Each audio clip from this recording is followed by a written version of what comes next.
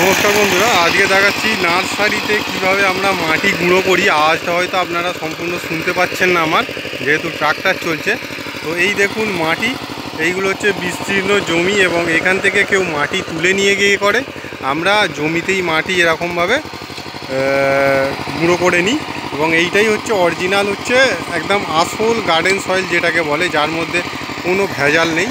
এবং এইখানে আমি 2 কাঠা থেকে 3 কাঠার মতো জায়গা দেখতে পাচ্ছেন, এইখানে আমি মাটি গুঁড়ো করছি। এবং এই যে মাটি গুঁড়ো করার পদ্ধতিটা দেখুন, এবং এই যে মাটি গুঁড়ো যে হচ্ছে এবং মাটির যে কোয়ালিটিটা দেখুন, একেবারে ঝুরঝুরে মাটি, এর মধ্যে কোনো ভেজাল নেই। এবং এতে জৈব সার দিয়ে প্রথমে রেখে দেওয়া হয়েছিল এবং চুন দিয়ে রাখা হয়েছিল, তারপরে কিন্তু এটাকে এইভাবে মিক্সড করা হচ্ছে।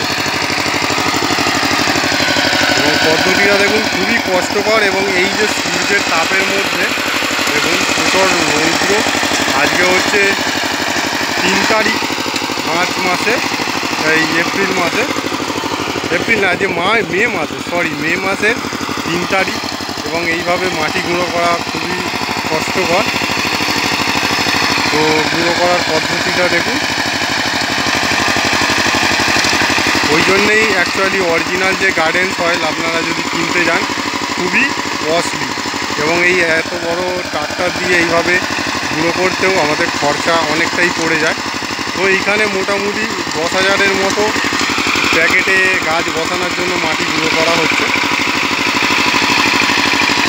এইটা মোটামুটি আপনার 6 মাসের মধ্যে, এটা অ্যাকচুয়ালি রেডি মাটি, এবং 6 মাসের মধ্যে এর থেকে আমরা কিন্তু জৈব সার মিশিয়ে এর থেকে আমরা গাছ এবং জার্মিনেশান এই গ্রোয়িং সিজনে করে রাখবো। তো মনসুনে এতে কাটিং দেওয়া হবে। এবং মাটিগুলো দেখুন